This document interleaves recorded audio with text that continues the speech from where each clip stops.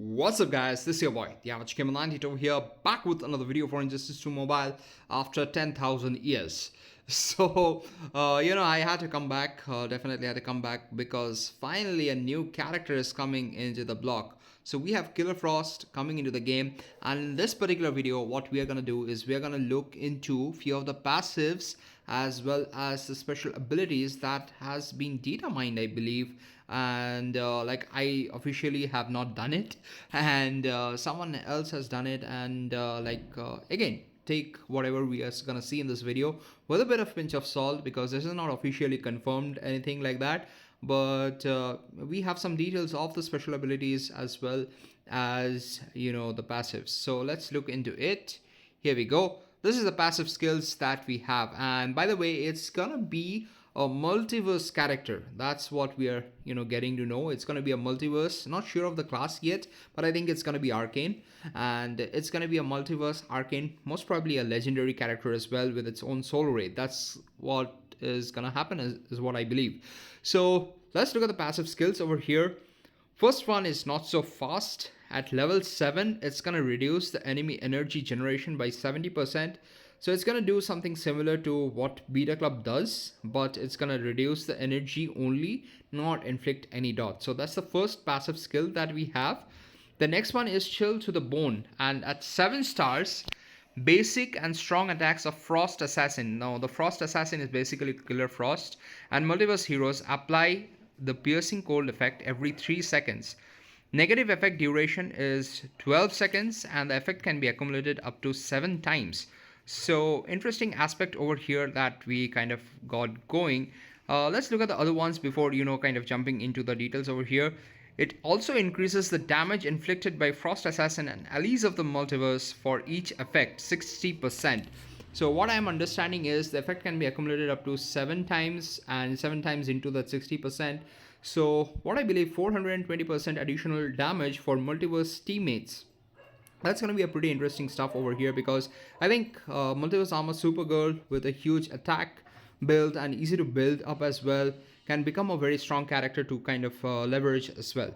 So let's look at the additional aspect of this particular passive that we have over here. Is enemies under this effect receive additional damage equivalent to 100% of the total damage inflicted by the multiverse team. So this is going to be great, guys. This is going to be great because it receives additional damage equivalent to only the 100% of the total damage. But if you have, let's say, the twin blades coming into the picture, what is going to be interesting, that is, does it also kind of apply to the twin blade damage that we are going to be able to do?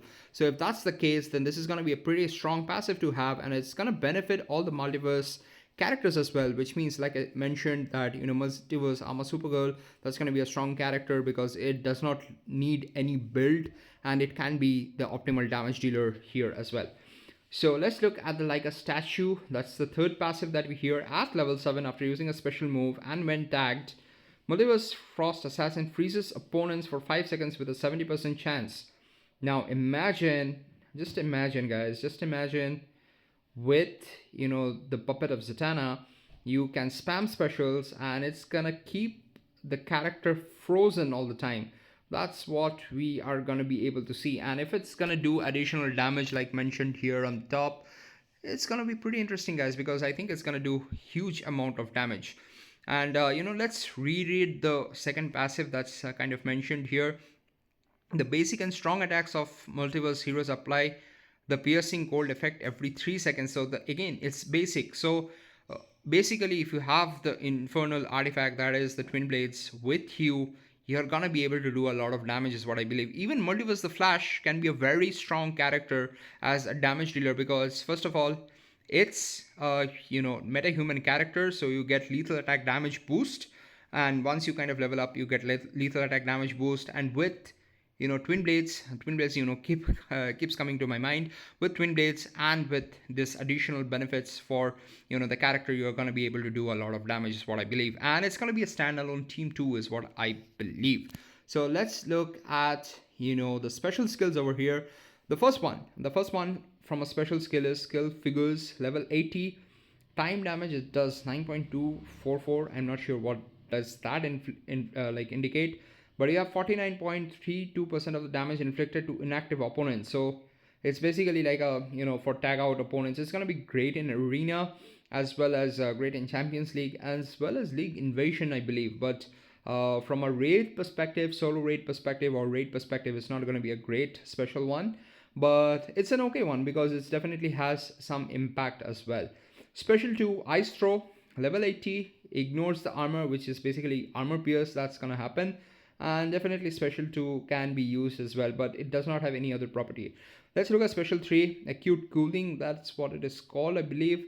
Damage is decent, increases the probability of critical attack for good amount of duration, but Frost Assassin and Multiverse allies have 50% chance of ignoring immunity and resistance to critical attacks. So in case you guys are not remembering, if you have Multiverse Armor Supergirl, if you use the special 3 and I think special 1 combinations, you would be able to crit continuously as well, because the special 1 kind of reduces the critical attack chance and you should be able to crit. So this as a benefit is not a very high benefit, I believe, at this point of time.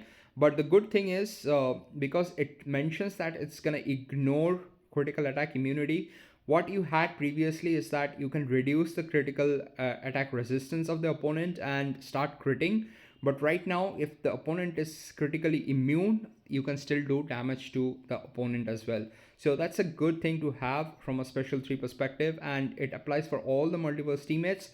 So that's going to be a good thing, because depending on what character you want to use as a damage dealer, you can leverage this special 3, just trigger the time and then go back with your damage dealer and start doing the damage. Super move is nothing basically. This increases the damage inflicted in battle by 40%. I believe it should be 50, but even that doesn't matter. It really doesn't matter. Would be interesting to see whether the super move that's kind of coming in is actually a complete new one, or it's it's kind of extracted from Injustice 1 Gods Among Us. So that would be interesting to see as well. But overall, right now, what I feel currently is it's definitely a good character to have, and it would be interesting to see how it kind of gels up with the multiverse team completely. If you kind of ask me what is the team that I'm gonna go forward with, if I am able to get this character, and it's a legendary character, most probably it's going to be a legendary character, and if I get this character, the team that I would pair it up with is Multiverse Flash and Armored Supergirl, and have Killer Frost into the picture as well. And ideally, I would say the damage dealer would be Multiverse Flash. I'm kind of inclined towards it because of its ascended passive that it has, increased lethal attack damage, and that is going to be a critical one to kind of improve the damage that is being dealt, because ideally it does not, this particular character Killer Frost does not do any health reduction. It's going to benefit the team across the board.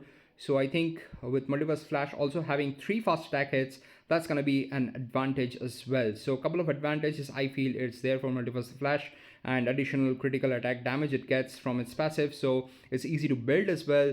So let's see, let's hope for the best, and hopefully this passive as well as the special kind of comes to live in the game. And if this is the actual case, like I mentioned, just take it with a pinch of salt. And if this is the actual case, it would be a pretty good character to have in your roster. So thanks again for watching this video, guys. I hope you guys enjoyed this content. Hit the like button and subscribe button if you haven't done already. This is your boy, the Average Gamer 90 over here, signing off. You guys take care, and I'm gonna see you in the next one. Peace.